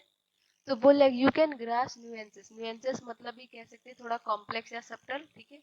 यू कैन ग्रास न्यूएंसेस, सबटिलिटीज या फिर कॉम्प्लेक्स, ठीक है, complex and multiple layer of meaning with a text और कॉन्वर्सेशन। अगर आपके पास वोकैबुलरी होगी, स्ट्रॉन्ग वोकैबुलरी, तो रीडिंग राइटिंग के टाइम पे आप डीपली चीजों को समझ पाएंगे, ठीक है। आप जो डिफिकल्ट वर्ड्स हैं उनका मीनिंग समझ पाएंगे उनके टेक्स्ट ऑफ कॉन्वर्सेशन से। जैसे आपने एग्जाम वगैरह देते हैं तो रीडिंग कॉम्प्रिहेंशन आप करते थे, reading comprehension passage, right. Comprehension passage में क्या करते थे, आपको उस पैसेज से बताना था, राइट, कि उसका आंसर वगैरह आपको बताना था, राइट। तो आप एग्जाम में यस देते थे मैम। तो अगर आपको मीनिंग पता होता था, आपकी वोकैबुलरी स्ट्रांग होती थी, तो आप क्या करते थे, आप जल्दी समझ पाते थे, अच्छे से समझ पाते थे कि एक्चुअल में क्वेश्चन पूछना क्या चाहता है। अगर आपको कॉम्प्रहेंशन वगैरह वो चीजें वोकेबलरी वगैरह स्ट्रांग है तो कॉम्प्रहेंशन सॉल्व करना इजी हो जाता था आपके लिए, right. Then writing. A diverse vocabulary allow you to craft engaging and persuasive written piece. It helps you avoid repetition and create more interesting reading experience. ठीक है, तो बोल क्या रहे हैं कि अगर आपके पास डाइवर्स मीन्स कई तरीके की वोकेबलरी होगी तो आप क्या करेंगे, अपनी बातों को थोड़ा और तरीके से घुमा फिरा के लिख सकते हैं, ठीक है, या फिर लोगों को और एंगेज कर सकते हैं। एंड इससे क्या होगा, आप रिपीटेशन वगैरह अवॉइड कर सकते हैं और अपनी चीज़ों को या अपनी रीडिंग को और इंटरेस्टिंग बना सकते हैं, ठीक है। आपने नोटिस किया कोई कोई कॉम्प्रिहेंसिव पैसेज इतना कॉम्प्लिकेटेड होता है कि आपको पढ़ने का मन नहीं करता, राइट। आप बोलते हैं अरे यार क्या पढ़ूं मैं, बहुत कॉम्प्लिकेटेड है, समझ में नहीं आ रहा, छोड़ दो, आगे बढ़ते, राइट। बट आपने नोटिस किया जब मैंने आपको एडिटोरियल रीडिंग शुरू किया पढ़ाना तो आपको लगने लगा ना कि हाँ इंटरेस्टिंग है, हमें पढ़ना चाहिए, राइट। स्टार्टिंग में पढ़ते वक्त आपको कॉम्प्लिकेटेड लगा होगा कि यार बहुत कॉम्प्लिकेटेड है, समझना मेरे बस का नहीं है, आपने ये फील किया होगा। बट जब हैबिट होगी आपकी रीडिंग वगैरह की तो आपको वो इंटरेस्टिंग लगने लगा क्योंकि आप धीरे धीरे मीनिंग पकड़ना शुरू कर दिया आपने, राइट। चीजों को समझना शुरू कर दिया आपने। समझ में आ रही है? यस और no? Shahid, Yes, ma'am. Yes, ma'am. Yes, ma'am. Then yes words जैसे आपने शुरू जैसे the more word you have at your disposal the more effective you can analyze, synthesize and evaluate information। the बोल है कि जितना ज्यादा से ज्यादा आपके पास वर्ड होगा उतना ज्यादा आप एनालाइज कर पाएंगे, उतना ज्यादा आप सोच सकेंगे, इवॉल्वेट कर सकेंगे इंफॉर्मेशन को, ठीक है। नाउ एनीवन कोई बताएगा सिंथेसाइज का मतलब? फोटोसिंथेसिस पढ़ा है किसी ने? Yes, ma'am. तो सिंथेसाइज का मतलब क्या है? मेकिंग बनाना किसी चीज को। ठीक है, सिंथेसाइज का मतलब होता है कि टू मेक, ठीक है, टू मेक समथिंग। तो फोटोसिंथेसिस में Yes, होता है ma'am. सनलाइट के थ्रू अपना खाना बनाते हैं, राइट। फोटो मींस सन, Yes, ma'am. Yes, ma'am. ठीक है। सो वही बोल रहे हैं कि क्रिटिकल थिंकिंग के लिए बहुत हेल्पफुल होता है आपका वोकेबलरी में। आपकी अलग अलग तरह की वोकेबलरी होती है, एक रिसेप्टिव और एक expressive vocabulary. Receptive vocabulary this include word you understand when reading और listening but might not frequently use in your own speech और राइटिंग।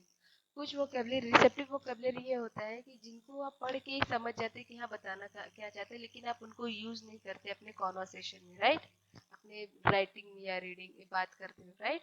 वो होता है रिसेप्टिव वोकेबलरी। हाँ बट आपको मीनिंग पता होता है कि हाँ एक्चुअल में बताना क्या चाहते हैं, ठीक है।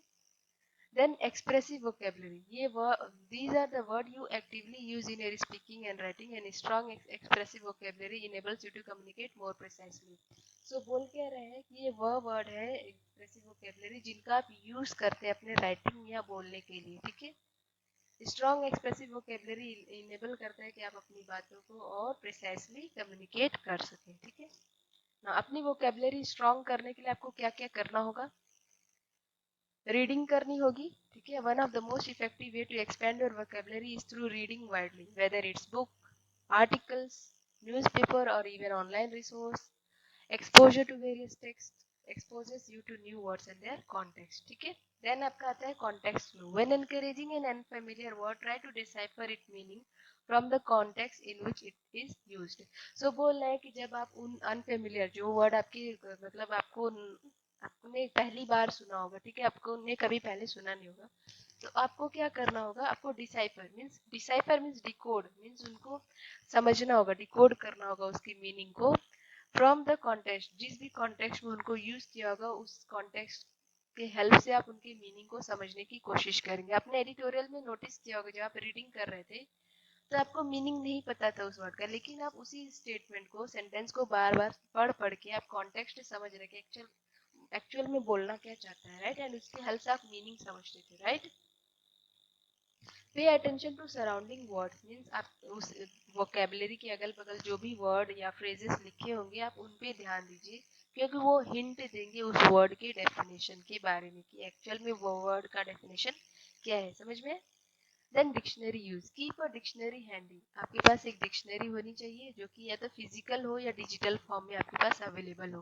व्हेन यू एनकाउंटर अनफेमिलियर, जब आपको कोई अनफेमिलियर वर्ड आपको सामने आ जाती है तो आप उनका डेफिनेशन सर्च कर सकते हैं, किस तरीके से प्रोनाउंशिएट करते हैं, किस तरीके से यूज कर सकते हैं, वो आप डिक्शनरी के हेल्प से पता कर सकते हैं। ठीक है, देन और क्या कर सकते हैं वोकेबलरी इंप्रूव करने के, वर्ड गेम्स एंड पजल्स। ठीक है, engage in word games like crossword puzzles, scrabbles या वर्ड क्विजेस में आप पार्टिसिपेट करिए अपने वोकेबलरी को और अच्छा करने के लिए, इंटरैक्टिव और एंजॉयबल बनाने के लिए। ठीक है, learning word families, many word share the same root, prefix या suffix, learning this pattern can help you understand and remember a network of related words. ठीक है, ये यहाँ पे बात करें सिनोनिम्स एंटोनिम्स की भी। ठीक है, सेम फैमिली के वर्ड्स को अगर आप याद कर लेते हैं तो उससे भी आपको आसानी होगी बहुत सारे लिस्ट ऑफ वोकेबलरीज को याद करने की। ठीक है, जैसे आपने नोटिस किया कि यहाँ पे मर्क्यूरियल की हेल्प से आपने टोटल कितने वोकैब याद किए, टोटल 6 याद किए, राइट। 3 सिनोनिम याद किए, 3 एंटोनिम आपने याद किए, राइट। तो वही बोल रहे हैं। उसके अलावा और क्या, जैसे इजी, अनइजी, राइट। आपने 2 वर्ड याद कर लिया, एक इजी याद कर लिया, एक अनइजी याद कर लिया, प्रीफिक्स अन लगा के, राइट। सो वही बोला, learning word families, many word share, कई सारे वर्ड जो है सेम रूट शेयर करते हैं जिनमें प्रीफिक्स या सफिक्स लगा दिया जाए तो बस थोड़ा बहुत डिफरेंशिएशन आ जाता है उसमें।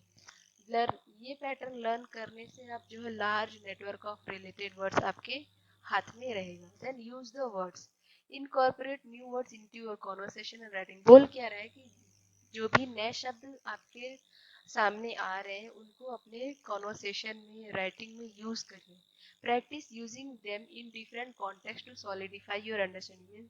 बोल रहा है कि उनको अलग अलग कॉन्टेक्स्ट में यूज करिए उनको समझने के लिए, अपने अंडरस्टैंडिंग को और स्ट्रॉन्ग करने के लिए। ठीक है, तो आपको यहाँ पे समझ में आ गया कि क्या चीजें जरूरी है अपनी वोकेबलरी स्ट्रॉन्ग करने के लिए, राइट। सेम चीज यहाँ पे फिर से रिपीट कर दिया है। ठीक है, टिप्स है वही चीज जो यहाँ पे बताई गई है बिल्डिंग वोकेबलरी के लिए, वही सेम चीज यहाँ पे भी है। Effective tips to help you learn and retain new words, read regularly, regularly आप पढ़िए। कॉन्टेक्स्ट क्लू मीन्स कॉन्टेक्स्ट के थ्रू अगल बगल जो मीनिंग उस वर्ड के अगल बगल जो दिया हुआ है फ्रेजेस वगैरह उनको बार बार रीड करके समझ के उस वर्ड की मीनिंग निकालिए। डिक्शनरी का यूज करिए, हैंडी डिक्शनरी रखिए, कोई भी नया वर्ड एनकाउंटर होता है तो वहाँ से सर्च कर लीजिए इसका डेफिनेशन क्या है, किस तरीके से यूज किया जाए, किस तरीके से प्रोनाउंशिएट किया जा रहा है। देन वर्ड लिस्ट क्रिएट करिए, मेंटेन अ जर्नल और digital document where you jot down new word you encounter. तो एज आई सेड, मैंने आप लोगों को बोला था कि आपके सामने जब भी कोई नया वर्ड आए तो उसको आप क्या करिए, एक अपना खुद का एक व्हाट्सएप सेल्फ ग्रुप बना लीजिए, राइट। जहाँ पे आप उसको क्या करें, वर्ड जो भी नया वर्ड आते हैं उसको वहाँ पे पोस्ट कर उससे रिलेटेड खुद से सेंटेंस बना के 1 से 2 सेंटेंस आप बना के उसको वहाँ पे रख सकते हैं। ठीक है, इससे क्या होगा, आप प्रैक्टिस भी करेंगे और आपको याद भी रहेगी। जिनसे ना जब आप वहाँ पे उनकी मीनिंग वर्ड लिख रहे हैं तो उनकी मीनिंग भी साथ में लिखे, एग्जाम्पल्स भी लिखे और कोई रिलेवेंट नोट भी हो तो भी आप उनके साथ अटैच करिए उस वर्ड के साथ। एंड जो भी वर्ड आपने नए नए वर्ड्स पढ़े उनको क्या करें, रेगुलरली दोबारा एक बार देखिए फिर से कि अच्छा आज मैंने ये नया वर्ड सीखा, मैंने पिछले हफ्ते ये नया वर्ड सीखा था। संडे संडे रिवीजन करिए। ठीक है, एवरी 3 डेज रिवीजन करिए वर्ड जो भी नए नए आपने पढ़े हैं। Then flash card, create flash card with new one word on one side and its definition, pronunciation and usage on the other. ठीक है, review this flash card periodically to reinforce your memory. So बोल क्या रहा है कि आप flash card का use करिए, मीन्स बोल क्या रहा है कि न्यू वर्ड जो भी आ रहे हैं उनको एक साइड लिखिए, उनका डेफिनेशन, प्रोनाउंसिएशन और यूसेज लिखिए। ठीक है, ऑन पीरियडिकली 10-10 दिन पे, 15-15 दिन पे या वीकली या मंथली आप क्या करेंगे, उनको एक बार फिर से याद करिए, मेमोराइज करने की कोशिश करिए कि अच्छा इसका ये मीनिंग था, इसका ये डेफिनेशन था, उसको इस तरीके से प्रोनाउंशिएट करेंगे। ठीक है, देन लर्न वर्ड फैमिलीज, मैंने भी बताया कि वर्ड फैमिलीज कैसे याद करेंगे। एक जैसे वर्ड्स का कई सारे रहते हैं जिनका कॉमन रूट रहता है, सिर्फ सफिक्स प्रीफिक्स के थ्रू बस वो थोड़े डिफरेंट क्रिएट हो जाता है उनके बीच। या फिर जैसे सिनोनिम एंटोनिम्स, सिमिलर मीनिंग वाले वर्ड, ठीक है, वो भी याद करके आप क्या कर सकते हैं, याद अपनी वोकेबलरी स्ट्रॉन्ग कर सकते हैं। यूज द वर्ड, नए नए वर्ड जो आते हैं उनको अपने कॉन्वर्सेशन में, राइटिंग में या थॉट्स में यूज करिए। ठीक है, Engage in word games के लिए विजुअल एड्स में associate new words with images can make them more memorable. ठीक है, कोई मेंटल इमेज क्रिएट कर लीजिए या इमेजेस कोई ऑनलाइन इमेज फाइंड कर सर्च कर लीजिए जिसका मीनिंग उस वर्ड वो वर्ड जो है उसका मीनिंग रिप्रेजेंट कर रहा होगा। कुछ कॉन्टेक्सचुअल सेंटेंस, आप जो भी न्यू वर्ड आ रहा है उससे रिलेटेड सेंटेंस बनाइए। ठीक है, इससे क्या होगा, this help you understand how the word is used in different context and ensure करता है कि आप उसका प्रॉपर जो यूसेज है वो ग्रैस्प कर सकें। देन रीड अलाउड, जब भी नया वर्ड आता है तो उसको तेज तेज से पढ़िए। ठीक है, रीड अलाउड, एंड उससे क्या होगा कि इससे आपके दिमाग में वो वर्ड जाएगा। ठीक है, उनको किस तरीके से प्रोनाउंशिएट करना है, किस तरीके से यूज करना वो भी आपको समझ में। देन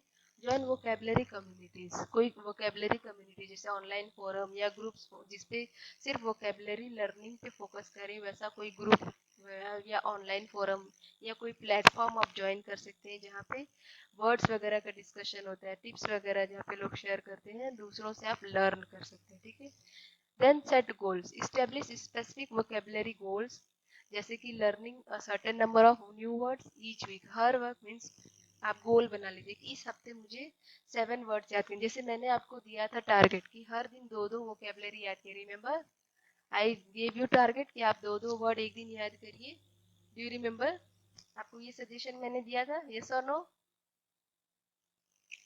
यस और नो? I am waiting. वही बोला ना, गोल सेट कर लीजिए वोकेबलरी याद करने का कि हाँ इस हफ्ते या इस दिन मुझे 2 वोकेबलरी याद करना है। एंड इस हफ्ते मुझे अगर एक दिन में 2 याद किया तो इस हफ्ते मुझे कितना वोकेबलरी याद होना चाहिए? टोटल 14 वोकेबलरी याद हो जाना चाहिए संडे तक, राइट? गोल आप सेट कर सकते हैं। Then be patient and consistent. ठीक है, लर्निंग वोकेबलरी जो वो ग्रेजुअल प्रोसेस है। कंसिस्टेंसी जो है मीन्स हमेशा वो, कंसिस्टेंसी का मतलब क्या होता है एनियन? कंसिस्टेंसी मतलब लगातार, लगातार। कंटिन्यूस। ठीक है, कंसिस्टेंसी मीन्स कॉन्टिन्यूअस। ठीक है, टाइमली यस या जो है ये हमेशा पेशेंस मेंटेन रखिए, कंसिस्टेंसी मेंटेन करिए। वोकेबलरी वगैरह लर्न करना इतना आसान काम नहीं, धीरे धीरे याद होगा। एक ही दिन में सारा वोकेबलरी आपको याद नहीं होगा। ठीक है, देन अप्लाई 80/20 रूल। बोल रहा है focus on the most commonly used word in language first, a relatively small number of words make up a large percentage of everyday communication. तो बोल रहे हैं कि 80/20 का रूल यूज करिए, मीन्स 80 वर्ड ऐसे यूज करिए जो डेली यूज हो रहे हैं एंड इजी वर्ड हो। ठीक है, small number of words, and 20 ऐसे वर्ड यूज करिए जो कॉम्प्लिकेटेड हो एंड डेली लाइफ यूज नहीं हो रहे बट हाँ यूज होते हैं कहीं ना कहीं। ठीक है, सो 80/20 रूल का यूज करने को बोले। नाउ ये कुछ बिजनेस रिलेटेड वोकेबलरी है, जैसे प्रॉफिट। ठीक है, प्रॉफिट का मतलब आपको पता है, जो जब कोई फाइनेंशियल गेन होता है, राइट? देन लॉस, जब कोई नेगेटिव फाइनेंशियल रिजल्ट होता है। देन सो ये कुछ वोकेबलरी वगैरह है, you just go through it, business related है। देन यहाँ पे communication and meeting related, agenda, minutes या minutes, then presentation, pitch, collaboration, human resource related, recruitment, onboarding, performance review, benefits, training and development, then negotiation और contract से related आपके word है, leadership management से related vocabulary है, technology innovation से related vocabulary है। ठीक है, this is all about vocabulary. Okay, then fillers की बात आती है, so this we will be discussing later on. Till now समझ में आया सबको? Yes ma'am. सब कुछ एक दूसरे से मिलता जुलता है, समझने में प्रॉब्लम नहीं है, सब कुछ एक दूसरे से मिलता जुलता है, राइट? इन सब का यूज डेली टॉपिक पढ़ते हो, एक्टिविटी में कोई टॉपिक अगर कोई इंटरव्यू वगैरह में है उसके लिए तो इन सब का भी यूज है, एंड असाइनमेंट आपके कन्वर्सेशन में यूज है। सो अभी तक कोई ऐसा टॉपिक जो नहीं समझ में आज तीनों टॉपिक में, सिनोनिम, मेंटेनेंस, मीडियम फ्रेजेस या वोकैबुलरी में?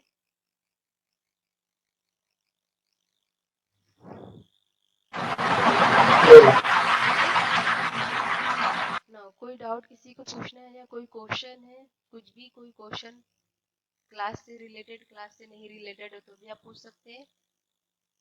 एंड मेरा ये सजेशन है कि आप एडिटोरियल रीडिंग, न्यूज़पेपर रीडिंग के लिए मैंने लिंक प्रोवाइड की थी, याद है सबको? वो लिंक आप फॉलो करके वहाँ से न्यूज़पेपर डाउनलोड कर लीजिए, अगर आपके पास इंग्लिश न्यूज़पेपर अवेलेबल नहीं है तब। ठीक है, वहाँ से डाउनलोड करके उसको रीड करिए ताकि आप अपनी वोकेबलरी स्ट्रॉन्ग कर सकें। ठीक है, मैम एक्चुअली इंग्लिश न्यूज़पेपर अब नहीं डाला जा रहा है उस लिंक पे। नहीं डाला जा रहा है तो मैं प्रोवाइड कर दूंगी आप सबको। ठीक है जी, ग्रुप में मैं टेलीग्राम ग्रुप अगर आप ज्वाइन करते हैं तो वहाँ पे मैं फॉरवर्ड कर दूंगी, अगर क्योंकि WhatsApp group I don't know कि मीन्स इन फ्यूचर बंद होगा क्योंकि I am not the admin. अगर इन फ्यूचर बंद होगा तो आपको यहाँ से नहीं मिलेगा, बट टेलीग्राम ग्रुप में आपको वहाँ से न्यूज़पेपर मिल जाएगा। ठीक है, एंड जी बिसाइड दिस आप हर दिन कॉन्वर्सेशन करिए 5 से 10 मिनट, किसी एक फ्रेंड से कॉन्वर्सेशन करिए किसी भी टॉपिक से रिलेटेड, एंड जो भी इडियम्स एंड फ्रेजेस आपको दिए गए उनका यूज करिए अपने कॉन्वर्सेशन में, ग्रुप डिस्कशन में। ठीक है, एंड राइटिंग भी आप कोशिश करिए कि आप ऐसे राइटिंग ईमेल राइटिंग करने की कोशिश करिए, एक दूसरे को ईमेल लिखिए या ऐसे वगैरह मेल के थ्रू लिखिए एंड बताइए कि देखो मैंने सही लिखा है कि नहीं, ये भी कर सकते हैं आप। ठीक है, और क्या कर सकते हैं बिसाइड दिस, हाँ, आप एक ग्रुप बना लीजिए खुद का, सेल्फ ग्रुप। ठीक है, हर दिन आप टारगेट बना लीजिए कि आज मुझे 2 वोकेबलरी याद करना ही है। जब 2 वोकेबलरी याद कर लिया तो उसका डेफिनेशन, ठीक है, लिखिए, उसको किस तरीके से प्रोनाउंशिएट करना है वो लिखिए, एंड उससे रिलेटेड डेली लाइफ एग्जांपल्स कोई है अगर सेंटेंस बना के लिख दीजिए कि इस वर्ड से रिलेटेड ये सेंटेंस। नाउ आपने ये दो हर दिन 2 वोकेबलरी याद किया तो इससे क्या होगा, संडे तक आपके पास टोटल कितने वोकेबलरी हो जाएगी, टोटल 14 हो जाएगी, राइट। तो टोटल 14 वोकेबलरी आपके पास है। नाउ अब जैसे यहाँ पे देखिए, कैन यू सी, यहाँ पे सिनोनिम एंटोनिम्स भी साथ में लिखा है, तो आप क्या कर सकते हैं, जो भी वोकेबलरी आपने आज पढ़ी है उससे रिलेटेड सिनोनिम क्या क्या है वो भी नोट डाउन कर लीजिए, उससे रिलेटेड एंटोनिम क्या है वो भी नोट डाउन कर लीजिए। ठीक है, एंड एक सेंटेंस अपने मन से कोई बना लीजिए उस वर्ड से रिलेटेड। ठीक है, तो आपको क्या क्या करना है, सबसे पहले किस तरीके से प्रोनाउंसिएशन करना है, कौन सा पार्ट्स ऑफ स्पीच है, उसका मीनिंग क्या है वो लिख लीजिए, देन सिनोनिम एंटोनिम्स उससे रिलेटेड जो भी है एक एग्जांपल एज अ सेंटेंस उसके साथ लिख लीजिए। पर डे 2 वोकेबलरी आप करेंगे। ठीक है, समझ में आया क्या करना है सबको? Yes ma'am. ओके, मैं आपको ये जो है ये तो फॉरवर्ड कर दूंगी, लेकिन आपको अपने एंड से क्या करना है, न्यूज़पेपर से डेली 2 वोकेबलरी उठाइए। जैसे ये फॉर्मेट आपके सामने मैंने दिया, इसी फॉर्मेट में आप अपना तैयार करिए वोकेबलरी वगैरह। ठीक है, कहीं पे भी तैयार करिए, या तो व्हाट्सएप ग्रुप में तैयार करिए या वर्ड फाइल में या नोटपैड वगैरह पे, कहीं पे भी आप अपना एक डेली वोकेबलरी तैयार करिए। एंड उसको क्या करना है, हर दूसरे दिन या हर 7वें दिन, मतलब वीकली या मंथली क्या करना है, 10 से 15 दिन में आपको फिर से उसी जगह पे जाना है जहाँ पे आपने लिखा है, उसको रिवाइज करना है। अच्छा, इसको मैंने उस दिन किया था, इसका मतलब क्या था। ठीक है, इससे क्या होगा, वो याद हो जाएंगी चीजें। ठीक है, आया समझ में भी सबको? Sunil, Sunil are you there? Satyanshu, Shahid, yes ma'am. समझ में आया क्या करना है अभी? यस मैम, हर दिन 2 वोकैबुलरी अपने को याद करना है, उसका फॉर्मेट यही रखिएगा जो आपके सामने मैं दिखा रही हूँ, यही फॉर्मेट रखिएगा, प्रोनाउंसिएशन, देन कौन सा parts of speech, then meaning, then synonym antonym and एक सेंटेंस। ठीक है, खुद से फ्रेम करिए। ठीक है, एंड हर दिन कॉन्वर्सेशन करिए।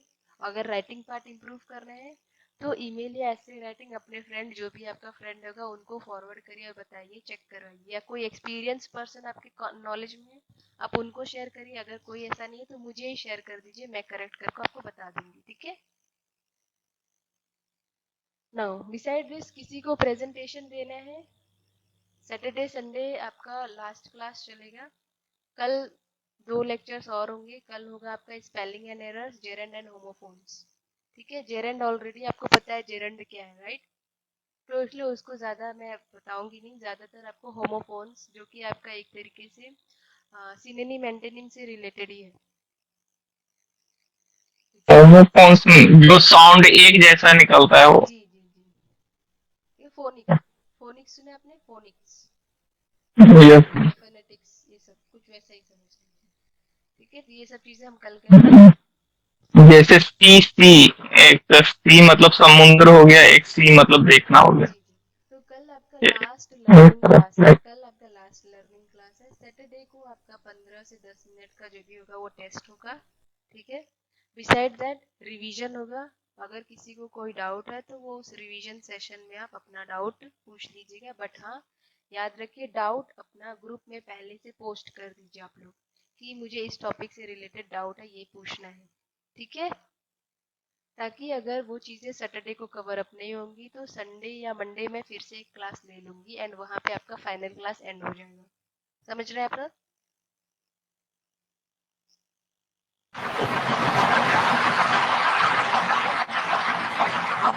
Okay ma'am. So, आपको क्या लगता है आपके लिए बेनिफिशियल था ये क्लासेस करना, communication classes, Yes, ma'am. Right? Yes, ma'am. पता चल Of गया course, कैसे ma'am. इम्प्रूव कर सकते हैं, आपको तरीका पता चल गया आपको, राइट? आपको अब इन फ्यूचर आपको कोई क्लासेस ज्वाइन करने की जरूरत है? Oh, इन फ्यूचर कोई क्लास ज्वाइन करने की जरूरत है किसी को आफ्टर दिस?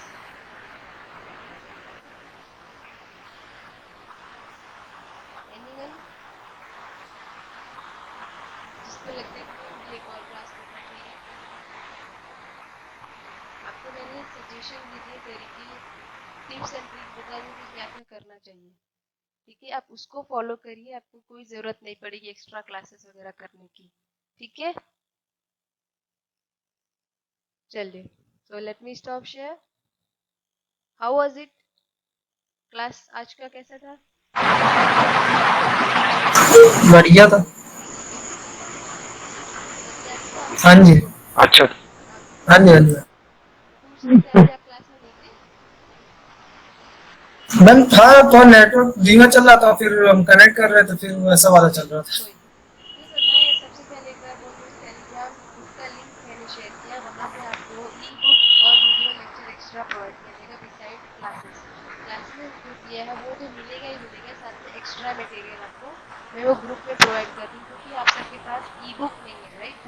ई बुक का मैंने नाम बताया था ऑलरेडी, एनसाइक्लोपीडिया है किंग्स इंग्लिश का। अगर आप चाहें तो एनसाइक्लोपीडिया खरीद लीजिए मार्केट से, ठीक है। शॉपकीपर से बोल दीजिए अगर आपको चाहिए प्रैक्टिस के लिए, ठीक है। अगर नहीं मिलता है तो आपके लिए टेलीग्राम पे मैं कुछ ई बुक्स और वीडियो लेक्चर्स वगैरह प्रोवाइड करें, आप उसको रेफर कर लेना, ठीक है। Okay sir. अक्षय आप कुछ पूछना Yes, चाहते ma'am. थे? अक्षय कोई no, ma'am. क्वेश्चन? ठीक है sir, let's end the class, take care everyone, good night. Okay. Good night, ma'am.